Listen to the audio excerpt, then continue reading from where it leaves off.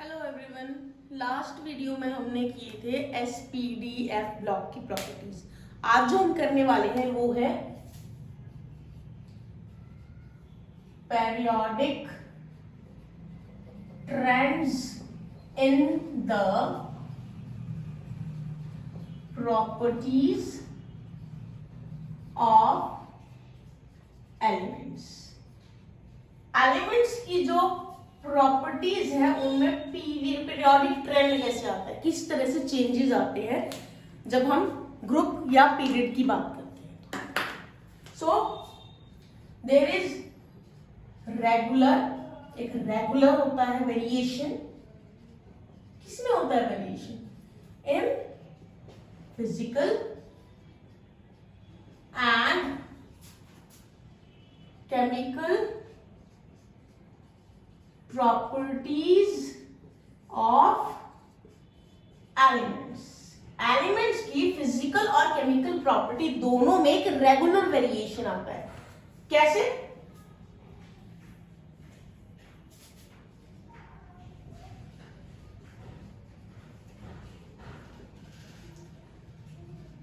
along a period and down the group. तो variation accordingly ही आता है। एक पीरियड के अलाउंग किस तरह से वेरिएशन होता है, एक पैटर्न फॉलो होता है उसके लिए। डाउन द ग्रुप वेरिएशन किस तरीके से है प्रॉपर्टीज में, उसमें भी एक पैटर्न फॉलो होता है। तो वही थोड़ा सा हम इसके बारे में भी पढ़ने वाले हैं, जिसे मैं एग्जांपल बताती हूं। एग्जांपल देखिए, इन एस ब्लॉक में रिएक्टिविटी, एलिमेंट्स की रिएक्टिविटी और मेटेलिक कैरेक्टर, मैं एलिमेंट्स की रिएक्टिविटी और मेटेलिक कैरेक्टर की बात कर रही हूं। वो क्या करता है? It tend to increase down the group. तो एस ब्लॉक की अगर मैं बात करूं तो जैसे हम ग्रुप में डाउनवर्ड्स जाएंगे तो उसकी एलिमेंट्स की रिएक्टिविटी और मेटेलिक कैरेक्टर दोनों ही डाउन द ग्रुप इंक्रीज होंगे। तो एक ये मैंने आपको एग्जांपल दिया है कि किस तरह से प्रॉपर्टी डाउन द ग्रुप या फिर along a period whatever the case is change होगी। तो मैंने यहाँ पे ग्रुप का एक एग्जांपल दिया है एस ब्लॉक एलिमेंट के केस में। Now electronic configuration. Now electronic configuration और मैं मेनली वैलेंस इलेक्ट्रॉन्स या वैलेंसी की बात कर रही हूं। ये जो इलेक्ट्रॉनिक कॉन्फ़िगरेशन या वैलेंस इलेक्ट्रॉन्स है, ये जो वैलेंसी है, दे influence the properties। तो इलेक्ट्रॉनिक कॉन्फ़िगरेशन जिसमें हम मेनली वैलेंस इलेक्ट्रॉन मतलब आउटर मोस्ट शेल में प्रेजेंट इलेक्ट्रॉन्स की बात कर रहे हैं, उसी से ही वैलेंसी होती है। तो यही डिसाइड करते हैं, मींस इन्फ्लुएंस करते हैं प्रॉपर्टीज को, एलिमेंट्स की प्रॉपर्टीज को। सो इसको हम क्या नाम देते हैं? This is called periodic properties, right. एक प्रॉपर डेफिनेशन जान लेते हैं periodic properties की। प्रॉपर एक डेफिनेशन क्या है ताकि हमें और अच्छे से समझ में आ जाए। Properties of elements which are directly or indirectly related to the electronic configuration of atoms and show gradation, gradation मतलब change in moving down the group और along a period. So this is a proper definition of periodic properties. तो क्या होता है periodic properties? Properties है ये elements की, properties elements की जो directly या indirectly related है इलेक्ट्रॉनिक कॉन्फ़िगरेशन से, एलिमेंट के इलेक्ट्रॉनिक कॉन्फ़िगरेशन से, और इस वजह से एक ये चेंज शो करती है। ग्रेडेशन मतलब चेंज। कैसे? जब हम ग्रुप में नीचे की तरफ जाते हैं या पीरियड में लेफ्ट से राइट की तरफ जाते हैं, तो चेंजेस जो आते हैं प्रॉपर्टीज में वो होती है periodic properties. So you can see this is the proper definition of periodic properties. Now इसके बाद हमें पढ़ने हैं ट्रेंड्स, फिजिकल प्रॉपर्टीज में ट्रेंड्स।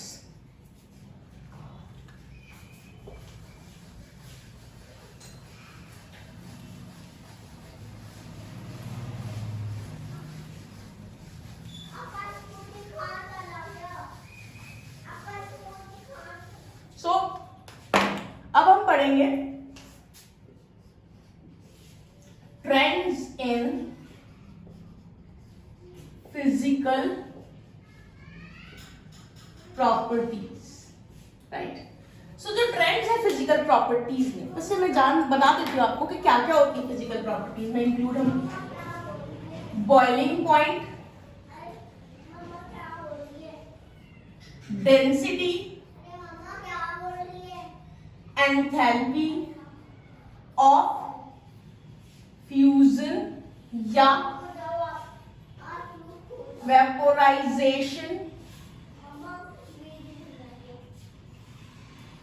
ये इस तरह की चीजें हम इसमें यूज करते हैं। ये हम जनरली फिजिकल प्रॉपर्टीज में काउंट करते हैं। तो हमने पढ़ा भी होगा, तो इन्हीं की टर्म्स में हम फिजिकल प्रॉपर्टीज पढ़ते हैं। पर हम यहाँ पर इन प्रॉपर्टीज को डिस्कस नहीं करने वाले, क्योंकि हम यहाँ ऐसी प्रॉपर्टीज को डिस्कस करेंगे जो एटम से रिलेटेड है। जो एटम की प्रॉपर्टीज है वो हम पढ़ेंगे। तो हम यहाँ कौन सी प्रॉपर्टीज पढ़ेंगे? एक्चुअल में हम यहाँ पढ़ने वाले हैं एटॉमिक रेडियस, एटम का radius, ionization, enthalpy, electron gain, enthalpy, electronegativity, ये हम यहां पर पढ़ने वाले हैं। इसके अलावा हम वैलेंसी या वैलेंस जिसको हम बोलते हैं, ये भी हम यहाँ पे पढ़ेंगे। तो हम इन टॉपिक्स को वन बाय वन पढ़ेंगे। तो सबसे पहले हम पढ़ेंगे एटॉमिक रेडियस। क्या है डेफिनेशन इसकी? It is the distance from the center of the nucleus, nucleus के सेंटर से डिस्टेंस है to the outermost shell containing electron। समझते हैं इसको? जैसे कि मान लीजिए हमारा ये एटम है, ये इसका न्यूक्लियस है, ये इसकी शेल्स है।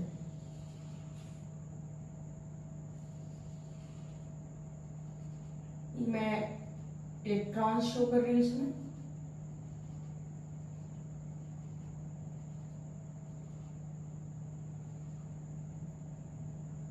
और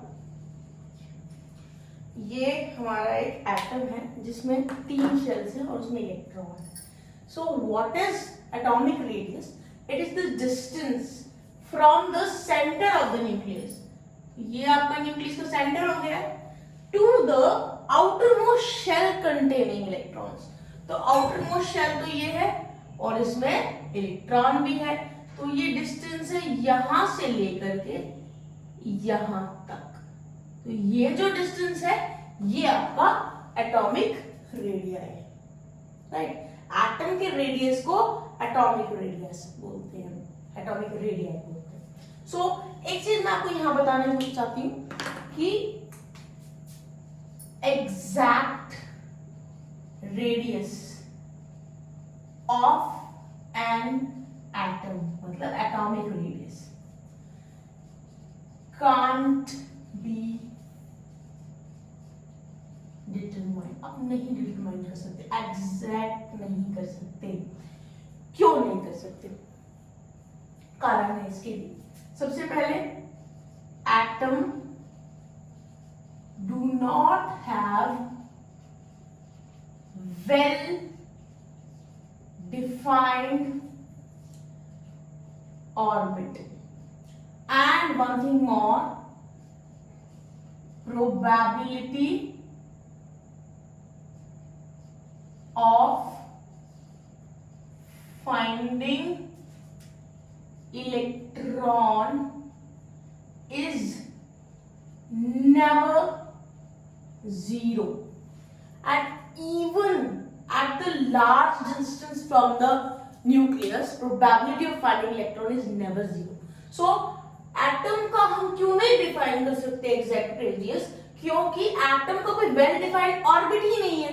ये जो मैंने यहाँ पे ये सर्कुलर पाथ दिखा दिया, एग्जैक्टली सर्कुलर पाथ होता ही नहीं है। स्ट्रक्चर ऑफ एटम में हमने पढ़ा है, जब सर्कुलर पाथ एग्जैक्ट है ही नहीं तो रेडियस एग्जैक्ट कैसे बताएंगे? एक और चीज, जैसे कि मैंने कहा न्यूक्लियस के सेंटर से बाहर वाली शेल जिसमें इलेक्ट्रॉन हो, तो इलेक्ट्रॉन फाइंड करने की probability it is never zero. Infinite distance अगर हम ले लेंगे ना न्यूक्लियस से, इनफाइनाइट डिस्टेंस, तब भी इलेक्ट्रॉन फाइंड आउट करने की प्रोबेबिलिटी कभी भी जीरो नहीं होगी। तो ये भी प्रॉब्लमैटिक हो गया हमारे लिए। और एक पॉइंट है, presence of other atoms and molecules influence atomic radii।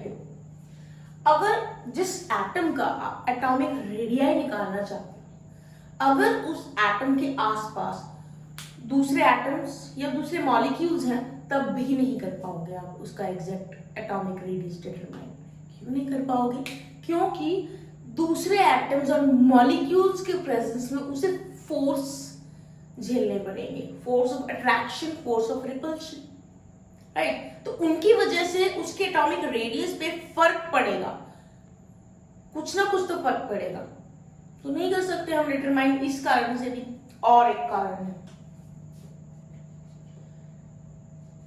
we can't isolate atom, one of the most important one।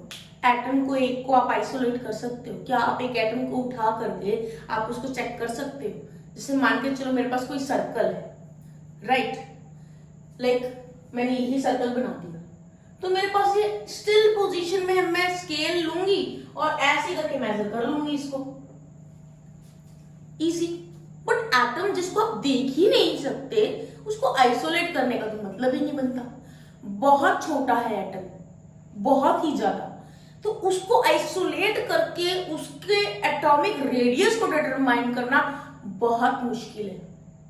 सो इस वजह से भी हम एग्जैक्ट नहीं चेक कर सकते उसका रेडियस।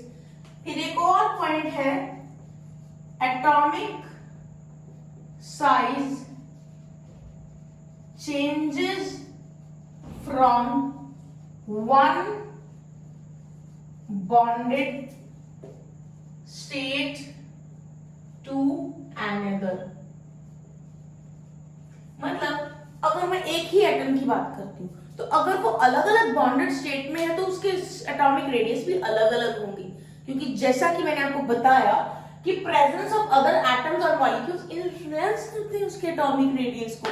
जैसे मान के चलो मेरे पास एक H2 मॉलिक्यूल है, एक H2O मॉलिक्यूल है, एक CH4 मॉलिक्यूल है। तो यहाँ पे तीनों में हाइड्रोजन है और तीनों ही केस में हाइड्रोजन के आसपास एटम्स अलग हैं। तो इन तीनों ही केस में इसका एटॉमिक रेडियस थोड़ा बहुत डिफरेंट होगा ही, because as I told you presence of other atoms and molecules influence the atomic radius. So these were the points which shows that you cannot measure the exact atomic radius। जब हम exact determine कर ही नहीं सकते तो हम क्यों पढ़ रहे हैं ये टॉपिक, क्यों पढ़ रहे हैं टॉपिक? इसका भी कारण है। इसका कारण ये है कि जब तक हमें एटॉमिक रेडियस का नहीं पता चलेगा तो हम उसकी फिजिकल प्रॉपर्टीज से जुड़ी हुई केमिकल प्रॉपर्टीज कैसे पढ़ेंगे, रिएक्टिविटी कैसे पता चलेगी, हमें मेटेलिक कैरेक्टर कैसे पता चलेगा, नॉन मेटेलिक कैरेक्टर कैसे पता चलेगा। मान लिया ये चीजें हमें सिर्फ एटॉमिक रेडियस से पता चलेगी, but still how to determine atomic radius is a big question. इस क्वेश्चन का आंसर भी आपको मिलेगा। सो ये देखिए एटॉमिक रेडियस, जिसकी मैंने आपको बात बताई थी कि वो आप एग्जैक्टली डिटरमाइन नहीं कर सकते। So atomic radii can be expressed in 3 different forms. 3 different forms में आप उसको डिटरमाइन कर सकते हो depending upon the nature of bond। so किसी भी कंपाउंड में किस तरह का बॉन्ड बना है उस बॉन्ड के नेचर के अकॉर्डिंगली हम एटॉमिक रेडियस डिटरमाइन कर सकते हैं। तो इसको भी देखेंगे किस तरीके से। सबसे पहले इसमें 3 है, एक एक करके हम डिस्कस करेंगे। Covalent radius,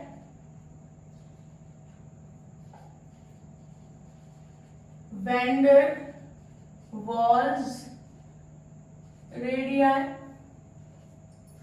and metallic radii। One by one we are going to discuss each of these। So सबसे पहले जो हम डिस्कस करने वाले हैं वो है आपका कोवेलेंट रेडियस। Let's start. जो कोवेलेंट रेडियाई है उसको समझाने से पहले मैं एक फिगर ड्रॉ करूंगी। तो फिगर ड्रॉ करने से वो आपको ज्यादा जल्दी समझ में आएगा।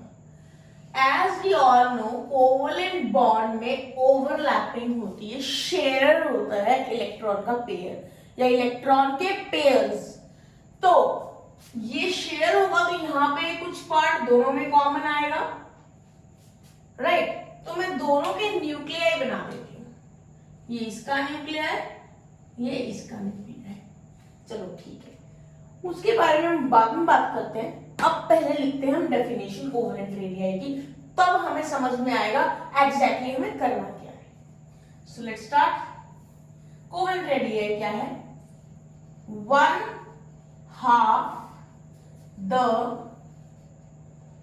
distance between the center of nuclei of 2 adjacent similar atoms joined to each other by single covalent bond.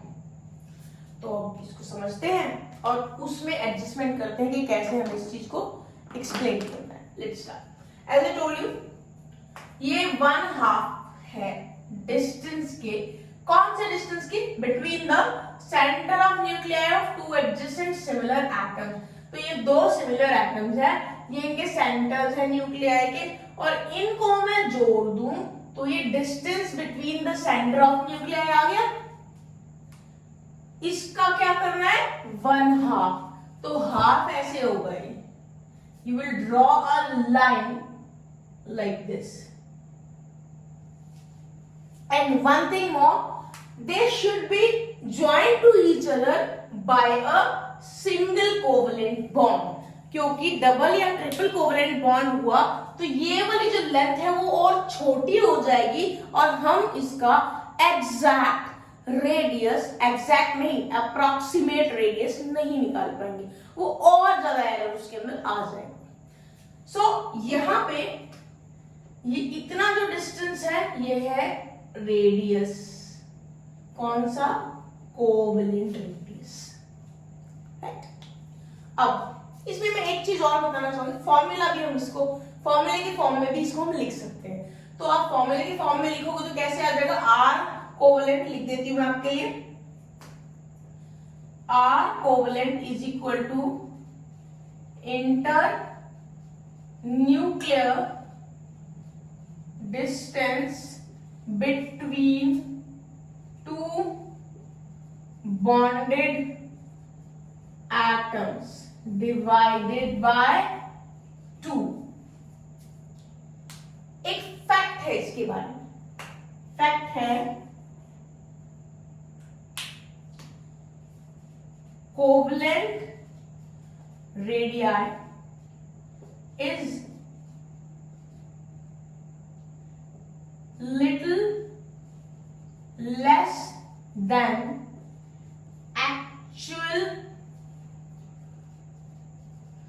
radius।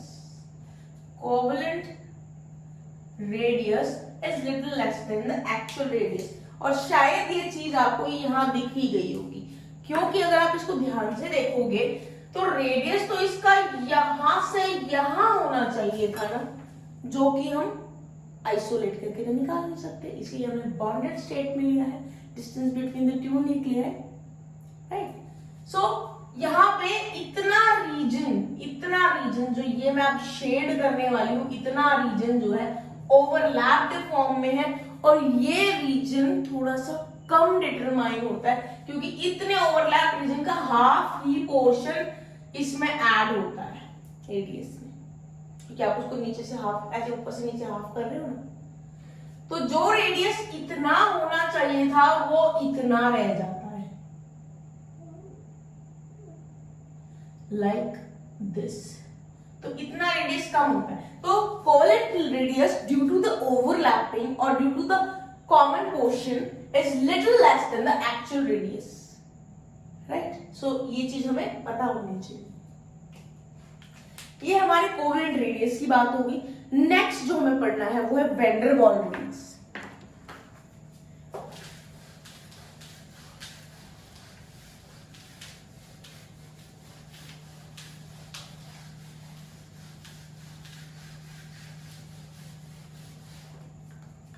Next type of radius that we have to study is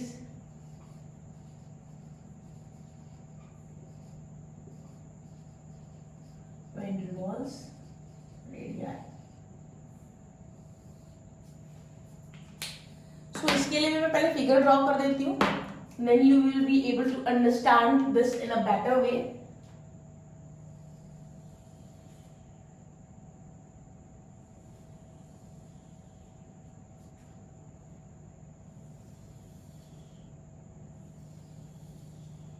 मैंने फिगर ड्रॉ किया, अभी complete नहीं है। ये इसका nucleus, ये इसका nucleus, ये एक मॉलिक्यूल है, ये इसका न्यूक्लियस और ये इसका न्यूक्लियस, ये दूसरा मॉलिक्यूल है। जरा हम क्या करेंगे, इनको ज्वाइन कर देते हैं, राइट। अब ध्यान से देखना, ये मैंने इधर लाइन ड्रॉ की, राइट। अब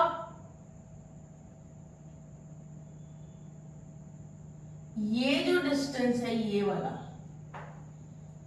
ये डिस्टेंस तो आपका आर कोवलेंट है, आपको पता ही है, जस्ट अभी हमने किया।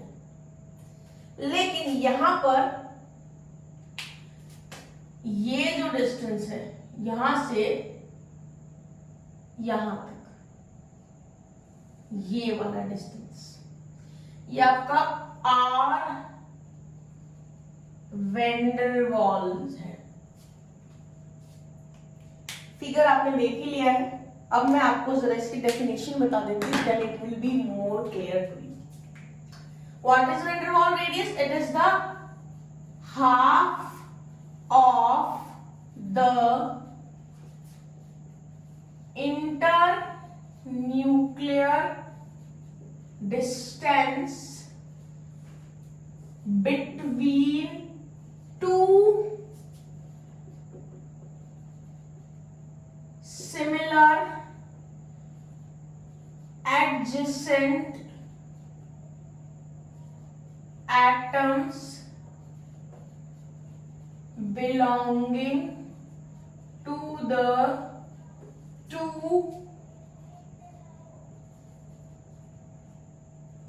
two neighboring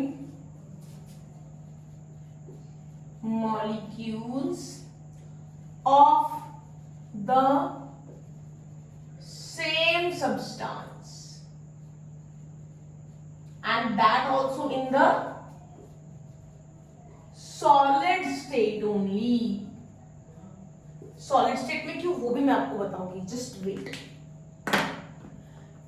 क्या बोला इसने बोला है it is the half of the internuclear distance, और ये इंटरन्यूक्लियर डिस्टेंस किसके बीच में है? Between the two similar adjacent atoms belonging to the two neighbouring molecules of the same substance.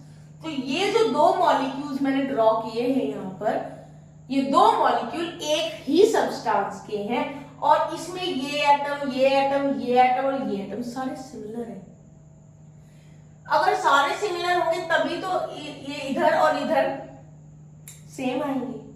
तो क्या है ये? Half of the internuclear distance between the two similar adjacent atoms, अगल बगल वाले atoms belonging to two neighbouring molecules. एक ये molecule है, एक ये मॉलिक्यूल है, दोनों नेबर्स हैं, और दोनों नेबर्स जो हैं इनके पास जो दो एटम्स बिल्कुल क्लोज हैं, उन दो एटम्स के न्यूक्लियस के बीच के डिस्टेंस को वैन डर वाल रेडियस बोला जाता है।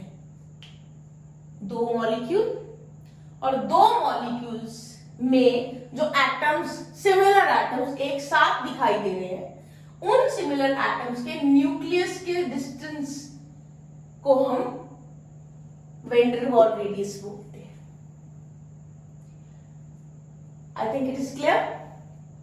अब मैं आपको यहां पे एक पॉइंट बताऊंगी। पॉइंट ये है कि van der Waals forces of attraction are, या फिर हम कह सकते हैं van der Waals forces of attraction are weak. ये काफी वीक होते हैं, और आप उसको देख के ही बता सकते हैं वीक है।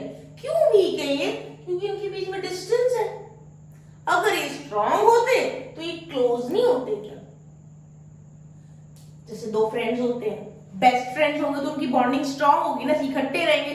लेकिन नॉर्मल से फ्रेंड्स है तो उनके बीच में थोड़ा सा गैप रहेगा ना, कभी मिल लिए कभी नहीं मिल लिए, ऐसी बात है। तो इसमें ये जो दोनों है ना, ये फ्रेंड्स है, बेस्ट फ्रेंड्स नहीं है, तो इनकी इतनी खास अच्छी बॉन्डिंग भी नहीं है, जिसकी वजह से इनके बीच में थोड़ा सा गैप है, और इनके बीच के अंदर बीच में जो फोर्सेस ऑफ अट्रैक्शन है वो वीक फोर्सेस ऑफ अट्रैक्शन है। सो van der Waals forces of attraction is weak forces of attraction, they are just friends. Covalent वाले में ओवरलैपिंग थी, शेयरिंग थी, वो स्ट्रॉन्ग फोर्सेस ऑफ अट्रैक्शन थे, वो बेस्ट फ्रेंड्स थे। सो this is when der Waals radius. अब इसके बाद हम बात करेंगे last type, that is metallic radius. As the name indicates, it is related to metals. So let's see what happens. क्या है इसके बारे में? Metallic radius, metallic radii. क्या होता है मेटलिक रेडियस? मेटल्स क्या होते हैं वो देखते हैं पहले. मेटल्स जो होता है सॉलिड होता है मेटल. मैं यहाँ पे सिर्फ एक मेटल की बात करूँ, प्योर मेटल की, सिंपल मेटल, कोई बॉन्डिंग कुछ नहीं, like iron, aluminium, copper, silver, gold. मैं इन इंडिविजुअल मॉलिक्यूल्स, इंडिविजुअल पार्टिकल्स की बात कर रही हूँ, इंडिविजुअल मेटल्स की बात कर रही हूँ. They are not in the reacted form. So metal है, मेटल के एटम्स क्योंकि वो सॉलिड है टाइटली पैक्ड होंगे इस तरीके से, राइट. और आपको पता ही होगा मेटल्स जो होते हैं उनके जो आउटर मोस्ट शेल में इलेक्ट्रॉन्स होते हैं ना, they are ready to lose, atoms are ready to lose electron metals के केस में. तो होता क्या है, मेटल जो होते हैं ना उनके इलेक्ट्रॉन्स मेटल के एटम से निकल जाते हैं और यहां रह जाता है पॉजिटिवली चार्ज्ड कर्नल्स, राइट. तो अभी इलेक्ट्रॉन्स थोड़े से लूजली बॉन्डेड होते हैं इन कर्नल्स से. क्या है कर्नल? जब एक एटम, मेटल का एटम इलेक्ट्रॉन लूज कर देता है तब जो बच जाता है ना एटम, उस पे पॉजिटिव चार्ज होता है. पता है ना, मेटल जब इलेक्ट्रॉन लूज करता है उस पे पॉजिटिव चार्ज होता है. तो उस पॉजिटिवली चार्ज मेटल एटम को हम कर्नल बोलते हैं. कब?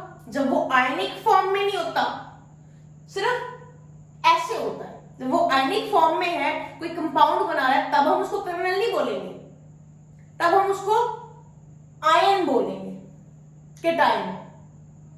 यहां इस केस में ये इलेक्ट्रॉन कहीं चले नहीं गए, यही इन्हीं एटम्स के बीच में घूम फिर रहे हैं, बाहर नहीं गए हैं वो, बस एटम्स की आउटर मोस्ट शेल से निकल के वही घूम रहे हैं. तो यहां पे इन इलेक्ट्रॉन्स और इन पॉजिटिवली चार्ज कर्नल्स के बीच में जो फोर्स ऑफ अट्रैक्शन है उसका नाम है मेटेलिक बॉन्ड. और इसी मेटेलिक बॉन्ड में, जहां ये मेटेलिक बॉन्ड बने हुए हैं, वो मेटेलिक रेडियस, वहीं पे हम डिटरमाइन करने वाले हैं. तो लेट्स सी, डेफिनेशन लिखते हैं. It is half of the distance between the centres of the nuclei of two adjacent atoms in the metallic crystals. Crystal क्या होता है? Crystal is a true solid in which particles have a regular arrangement. ज्यादा detail जाननी है 12th class में solid chapter है, तब जान लेंगे, अभी इतना ही काफी है. तो हाफ है, मेटेलिक रेडियस क्या है? हाफ है. किसके half? Distance between the centres of the nuclei of two adjacent atoms. तो अब मान के चलो ये एटम्स इस तरीके से हैं, तो इन दोनों के सेंटर्स को जोड़ दो और उसका हाफ कर दो, तो ये है आपका मेटेलिक रेडियस. ये इतना आप लिख सकते हो आर मेटेलिक, ये है आपका मेटेलिक रेडियस. और इसने बोला है इन द मेटेलिक क्रिस्टल, क्योंकि metals are crystalline solids, they have a regular geometry, regular arrangement of particles. That's why they are considered as crystals. So this was all about the atomic radius. But still I have something for you. अभी इसके बारे में एक छोटी सी बात और करनी है हमें.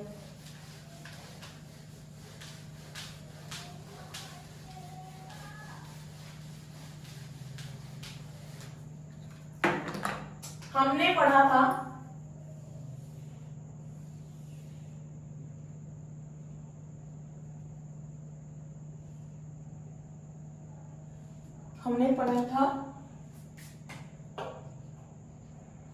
आर कोवलेंट, हमने पढ़ा था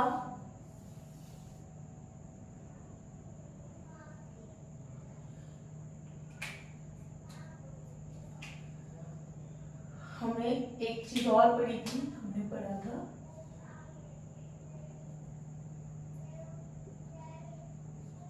ये आर वैन डर वाल। इसके अलावा हमने पढ़ा है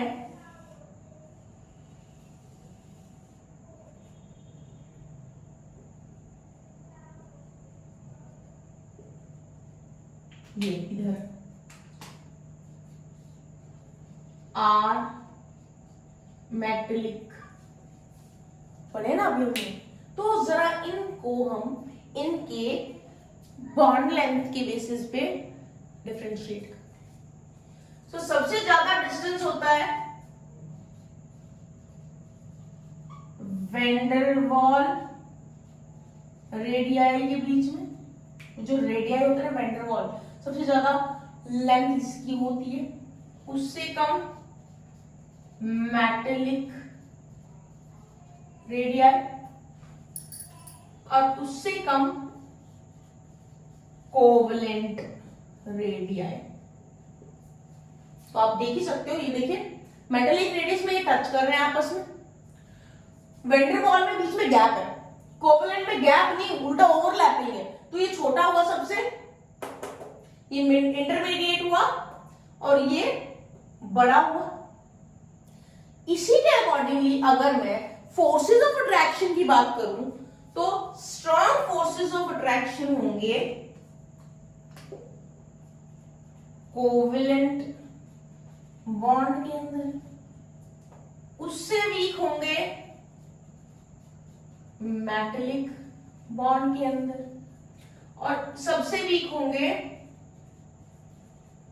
वैन डर वाल फोर्सेस जहां पर होंगे, राइट। ये जो बॉन्ड्स हैं ज्यादा इसके बारे में हम यहां बात नहीं करेंगे क्योंकि इसके लिए हम चैप्टर 4 करेंगे। सो यहां पर आपको थोड़ा सा आइडिया मिल गया होगा कि किसकी कैसी स्ट्रेंथ है as per the radius between the atoms, right. अब हम पढ़ेंगे variation of atomic radii in periodic table. Periodic table में एटॉमिक रेडियस किस तरीके से चेंज होता है वो हम पढ़ेंगे। वो हम दो कैटेगरीज में पढ़ेंगे, दो तरह से पढ़ेंगे। सबसे पहले डाउन द ग्रुप। अगर आप डाउन द ग्रुप जाते हो तो आपने देखा होगा, आपने इलेक्ट्रॉनिक कॉन्फ़िगरेशन भी देखी है, आपने पीरियोडिक टेबल भी देखी है, आपने स्ट्रक्चर ऑफ एटम में इलेक्ट्रॉनिक कॉन्फ़िगरेशन किस तरीके से लिखी जाती है वो भी देखी है। तो डाउन द ग्रुप जब हम नोटिस करते हैं तो आउटर मोस्ट शेल के इलेक्ट्रॉन सेम रहते हैं पर शेल एड ऑन होती चली जाती है, शेल बढ़ती चली जाती है। शेल बढ़ने से क्या होगा बताती हूं क्या होगा। देखिए पहले एक शेल आएगी, राइट। मान के चलो मैं फर्स्ट ग्रुप की बात कर रही हूं तो ये पहले एटम की ये एक शेल और एक इलेक्ट्रॉन बाहर वाली शेल। दूसरे एटम में अंदर वाली शेल में 2 इलेक्ट्रॉन आ जाएंगे पूरे और नेक्स्ट इलेक्ट्रॉन यहां आ जाएगा।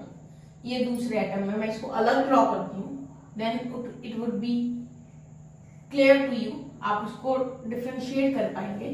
दूसरे एटम में एक शेल और 2 शेल होती है। तीसरे एटम में 1 2 3 शेल होती है।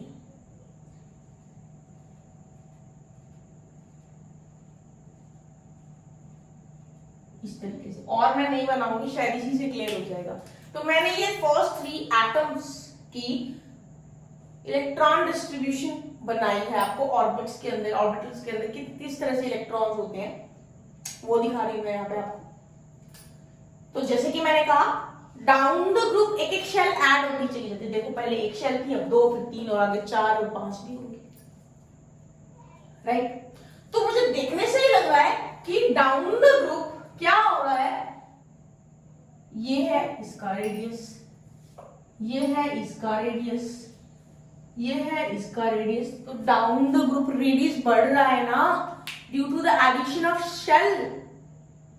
सो this is the case of down the group.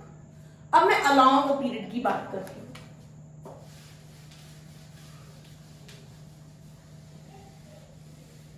अब जो नेक्स्ट में बात करने वाली हूं वो करूंगी मैं along a period, right? जब मैं along a period जाती हूं, फॉर एग्जाम्पल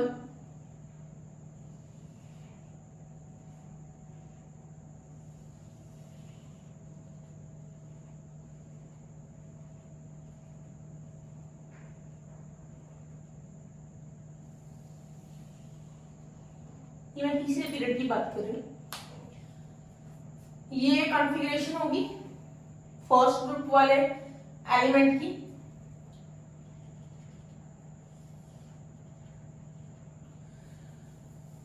दूसरे ग्रुप में अगर मैं दूसरे पीरियड में बात करूं, मतलब उसी पीरियड में अलोंग पीरियड में जा रही हूं, तो ये पहला एलिमेंट, दूसरे एलिमेंट में एक और इलेक्ट्रॉन आ जाएगा, तीसरे में एक और इलेक्ट्रॉन, इस तरह से इलेक्ट्रॉन्स उसी शेल में ऐड होते चले जाएंगे। ऐसा होने से क्या होगा, electron is attracted towards the nucleus. ये न्यूक्लियस इन इलेक्ट्रॉन्स को अंदर की तरफ अट्रैक्ट कर रहा है। जितने ज्यादा इलेक्ट्रॉन्स आएंगे शेल में, उतना ज्यादा अट्रैक्शन आएगा, and that attraction is known as nuclear charge. So कहने का मतलब ये है, इलेक्ट्रॉन्स के सेम ही शेल में इंक्रीज होने से न्यूक्लियर चार्ज बढ़ रहा है, अट्रैक्शन टुवर्ड्स द न्यूक्लियस बढ़ रहा है। जब अट्रैक्शन न्यूक्लियस की तरफ अंदर की तरफ ही तो जाएगा, और इस वजह से साइज डिक्रीज होता चला जाता है। तो along a period electrons are added in the same shell, that's why the size of the atom decreases due to increase in the nuclear charge, due to increase in the attraction of electrons towards the nucleus. So this was the variation of atomic radii in the periodic table. Down the group भी discuss किया हमने, and along the period भी हमने discuss किया।